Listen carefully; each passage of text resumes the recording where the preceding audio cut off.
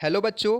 इस वीडियो में हम लोग ह्यूमन डाइजेस्टिव सिस्टम में हेल्प करने वाले सभी डाइजेस्टिव एंजाइम्स को उनके नेम और फंक्शन के साथ समझेंगे, जो कि आपका आने वाले बोर्ड एग्जाम के लिए काफ़ी हेल्पफुल होगा। तो चलिए इसकी शुरुआत करते हैं। सबसे पहले ये समझते हुए कि ह्यूमंस के अंदर होलोजिक न्यूट्रिशन होता है। होलोजिक न्यूट्रिशन की खासियत ये होती है कि इसमें सॉलिड फूड मटेरियल्स जो ह्यूमन बींग्स इनगल्फ करता है, बॉडी के अंदर जाकर के सिंपलर पार्ट्स में डिवाइड होते हैं with the help of enzymes. तो जो ये solid food material simpler parts में डिवाइड हुआ इन इंजाइम्स की वजह से, तो ये इंजाइम्स को हम लोग इसी वजह से बायोकेमिकल्स भी कहते हैं, क्योंकि ये कन्वर्ट करते हैं कम्प्लेक्स मटेरियल को सिंपलर फॉर्म में, तभी हमारी बॉडी के जो सेल्स हैं उनको एब्जॉर्व कर पाएंगे दोस्तों।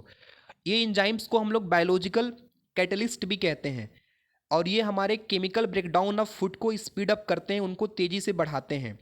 अब एक एक करके हम सारे इंजाइम्स को जो जो हमारे अलग अलग पार्ट्स में रिलीज़ होते हैं उनको देखेंगे कि कैसे वो रिलीज़ हो रहे हैं, उनका नाम क्या है, उनका फंक्शन क्या है, और वो डाइजेशन में कैसे हेल्प करते हैं। तो देखिए, माउथ के अंदर सेलेवरी एमाइलेज प्रोड्यूस होता है, जिसमें सलाइवा भी होता है, और ये सेलेवरी एमाइलेज स्टार्च को माल्टोज में कन्वर्ट करता है। आपको ध्यान रखना होगा कि स्टार्च एक कम्प्लेक्स सब्सटेंस है जिसको हमारी बॉडी डायरेक्टली एब्जॉर्व नहीं कर सकती है। उसको माल्टोज में कन्वर्ट करने के बाद आगे चल के और इंजाइम्स की हेल्प से और सिंपलर फॉर्म में कन्वर्ट होगा लाइक ग्लूकोज, तो हमारी बॉडी के जो सेल्स है उसको एब्जॉर्व कर पाएंगे। स्टमक के पास जब देखेंगे तो पेप्सिन और HCl जो उसके गैस्ट्रिक जूस में एंजाइम्स होते हैं वो हेल्प करते हैं प्रोटीन को पेप्टाइड्स में कन्वर्ट करने के लिए। प्रोटीन से सिंपलर होता है पेप्टाइड्स। पेप्टाइड्स के बाद दोस्तों बनता है एमिनो एसिड, और उसको हमारी बॉडी एब्जॉर्व करती है। तो प्रोटीन का स्मॉलेस्ट यूनिट हो गया एमिनो एसिड। इसके बाद रेनिन छोटे बच्चों में पाया जाता है, जो हमारे मिल्क में कैसीन रहता है उसको कर्ड्स के फॉर्म में कन्वर्ट करता है। इसके बाद तीसरा जो हमारा इसके बाद जो तीसरा पार्ट है जो डाइजेशन में हेल्प करता है वो स्मॉल इंटेस्टाइन है। इसके पास तीन तरह के एंजाइम्स मिलते हैं। एक तो पैनक्रियाटिक जूस होता है, दूसरा बाइल, और तीसरा इंटेस्टाइनल जूस। पैनक्रियाटिक जूस में तीन अलग अलग तरह के एंजाइम्स होते हैं।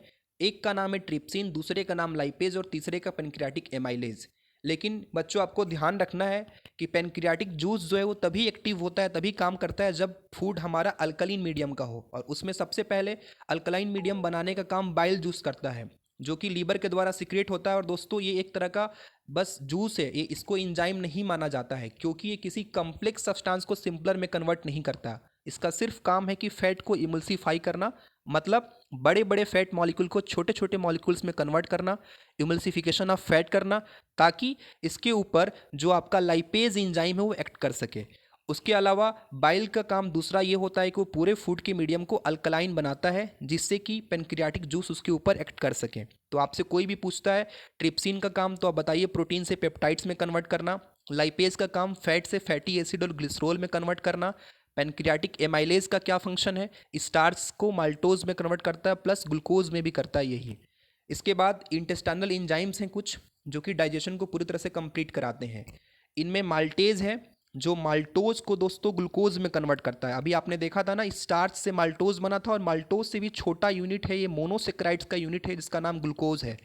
फिर सुक्रेज है, जो कि एक तरह का इंटेस्टाइनल एंजाइम ही है।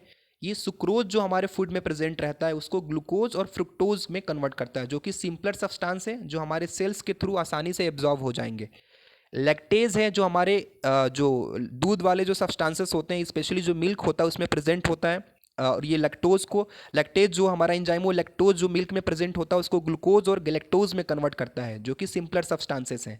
इसके बाद इसी इंटेस्टाइनल एंजाइम्स में पेप्टिटेज भी होता है, जो कि पेप्टाइड्स को सबसे छोटे फॉर्म प्रोटीन का जो होता है एमिनो एसिड उसमें कन्वर्ट करता है। तो आप देख सकते हैं कि कैसे intestinal enzymes complex food molecules को सिंपलर में कन्वर्ट करके डाइजेशन में हेल्प कर रहा है, और एक्चुअली इसी वजह से हम लोग इंटेस्टाइन को, स्मॉल इंटेस्टाइन को कंप्लीट साइट ऑफ डाइजेशन मानते हैं कि यहाँ पे हमारा डाइजेशन जितना होना होता है पूरी तरह से कंप्लीट हो जाता है।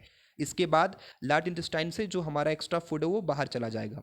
तो देखिए, हम लोगों ने जो भी चीज़ रिवाइज पढ़ा उसको क्विकली रिवाइज कर सकते हैं एक बार में, कि माउथ में सेलेवरी एमाइलेज था, स्टार्च को माल्टोज में कन्वर्ट किया था। स्टमक में पेप्सिन और HCl थे, जो प्रोटीन को पेप्टाइड्स में कन्वर्ट किए थे। ध्यान रखना है आपको, पेप्सिन तभी एक्टिवेट होता है जब HCl उसको उसके ऊपर एक्ट करता है। स्मॉल इंटेस्टाइन में आपको इतने सारे एंजाइम्स मिले थे, pancreatic amylase, trypsin, lipase, maltase, sucrase, lactase, peptidase और बाइल। बाइल जूस, हालांकि बाइल जूस एंजाइम्स नहीं है बच्चों, आपको ध्यान रखना है। तो ये सभी एंजाइम्स थे, अगर आप इनके फंक्शंस को अच्छे से याद कर लेंगे तो बोर्ड एग्जाम में आपके 3 से 4 नंबर सिक्योर हो जाएंगे। बहुत बहुत धन्यवाद।